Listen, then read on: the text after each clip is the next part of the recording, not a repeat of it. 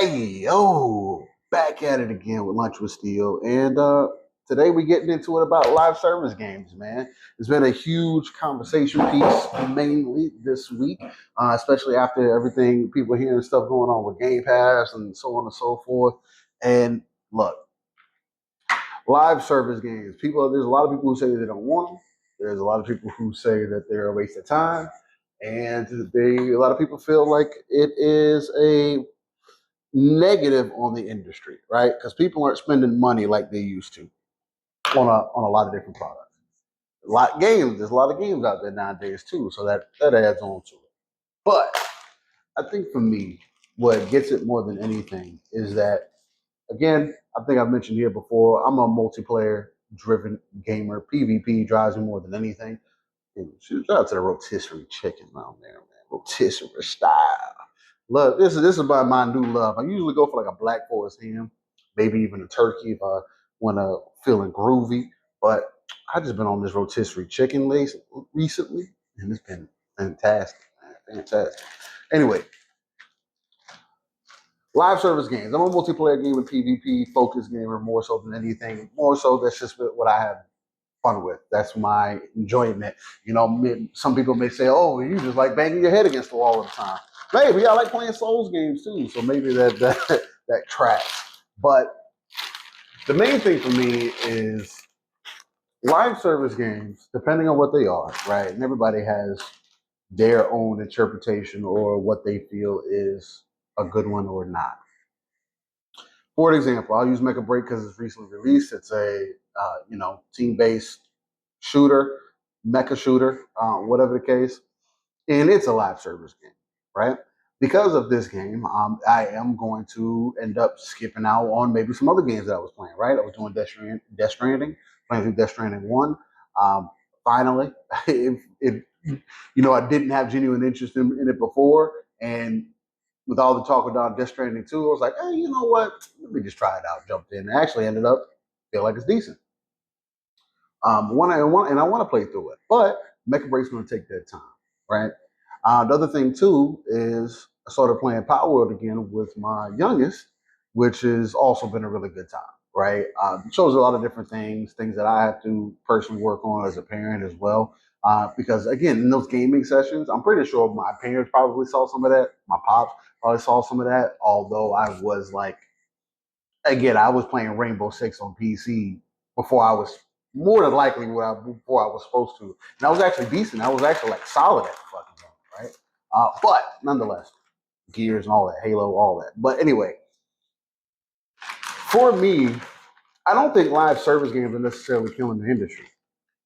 I don't think live service games are the issue because people say, "Oh, everybody wants these live service games, and I can't get this, I can't get that." That sounds like a personal problem. One, and nobody told everybody else that they had to chase that unless they had a genuine idea or something that they felt like they could make successful. Right? Fortnite isn't owned by the big three, Microsoft or Xbox, PlayStation, or Nintendo. Fortnite is owned by Epic, who is a game engine maker or a game maker overall, right? They've made some fantastic games, right? Shout out to Gears, one of my favorites. Another game that's technically live service. That game lived and died by its PvP. It's the same way, like, I get people, the single player gamers that like see Gears Reloaded coming out, but like, oh, that game's not for me, this, that, and the other thing. It's like, bro, this doesn't need to be for you. On Xbox, it's about bringing the PvP scene, but bringing it back to life. On PlayStation, yeah, that's going to be them playing that single player experience for the first time. But guess what? Maybe they played it back in the day, maybe they didn't. But it's about bringing everybody together, and I think that's what I've always appreciated about live service games more than anything is that togetherness feeling. Now, there's a lot of disconnection nowadays because before you're kind of forced to be in a party, game chat, all that stuff, where it wasn't an option for you to kind of like hide from the smoke. Whereas now you can. So I would say, if anything, party chats kind of ruined that experience. But if you really want to put it on live service games, then might as well say multiplayer games ruin gaming because people are willing to spend more time in a multiplayer game than they are single player games. I mentioned on one of these before that I was of a mentality, especially growing up when I was playing single player games, playing Crash, playing Rampage, playing Jumping Flash, playing Tekken, playing Devil May Cry, playing all whatever game that you want to go down the list and name that are single player, more so focused games. As soon as I got locked in with the excuse me, but it's always ringing. But as soon as we got the multiplayer side of things, and I got that taste of PvP, it was a wrap. My perspective on how I looked at games, what I value in gaming, could vastly change. And even as I've gotten older, like it's still been the like top of the line for me. I would look at a game like, for an example, there's another game a lot of people may end up overlooking because it's mobile technically. Where Winds Meet. Where Winds Meet is a Eastern style martial arts based game, super over the top combat, great aesthetic. Matter of fact, because of the beta, it made me when I played Ghost of Tsushima for the first time, and mind you, Assassin's Creed also made me y'all overhyped Ghost of Tsushima. Y'all really did. I appreciate the art, and that side of it looks good, but as far as gameplay wise go, Assassin's Creed has done it better, right? Point blank, period. I think even for Ghost of Yote, I would say that Assassin's Creed Shadows is more so. I would prefer just to play that. You know what I mean? But it's neither here or there. But live service games have inherently added value to the consumer, at least for those who enjoy that experience. Now, you do see the pushback and people saying, "Oh, well, everything got to be multiplayer, this, that, other thing." And it's like, look, man, these are the games that help drive the market. You know, it's like in MMOs. You need the whales to help drive the game, right? Most of the time, that's the case at MMOs, or especially more of the Eastern style ones like Black Desert Online, where, hey, because of the money that the whales are spending, the team has the funds or the whatever they need to continue the development, continue branching this out, continue to make it a more refined experience for those on a bottom level. There's other games, gotcha games kind of do that too. You see these studios like Shift Up as an example with Infinity Nike.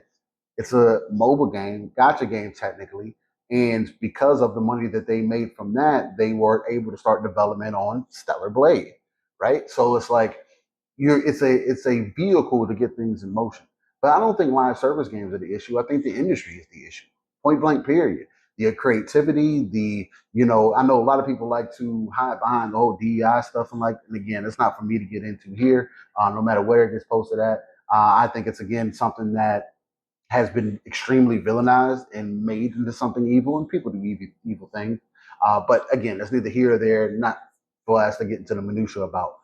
But you can't be working towards inclusivity. You can't be working towards branching out into different religions, different cultures, different whatever, and not tying good stories in with it. That's always been the number one problem as we move further into the industry. You're getting these games that don't have a good bone structure. They don't have a good spine. And you need a good spine to carry the rest of the weight on your back if you're looking to do something, right? You always have that skeletal structure. If you don't have that skeletal structure, then everything else don't matter, right? These studios are not putting the gamer first. They're putting the monetization first. They're putting the live service aspect first. And maybe that is the issue for some people. I also think that because of this, some games get treated kind of unfairly. Again, Suicide Squad. Say what you want to about it. Everybody was so upset that, oh, they did change this in the story and da. Come to find out, it was all a hoax. They were all clones. So the thing that people were mad about originally doesn't even matter anymore. Now, again, when it comes to gameplay, character design, and stuff like that, that's WB who dropped the ball on that, right? Let's see if they come back with a Batman Beyond, which I also saw some clips of apparently one that was in concept that apparently is canceled. So are they doing Batman Beyond next? I would hope so. But again, for me, more so than anything, live service games are a vehicle that do help the industry. Not all of them are going to be successful, and we do need good studios who understand what it's going to take to bring those consumers in. But they are going to be time sink, and I do think that more people should make a choice on what they feel is worth their time. Point blank, period. With that, this is Lunch of Steel out. Catch me everywhere. Steel Rain, that T is a 7. And we'll catch you in the next one, baby. Get you in this sandwich right here.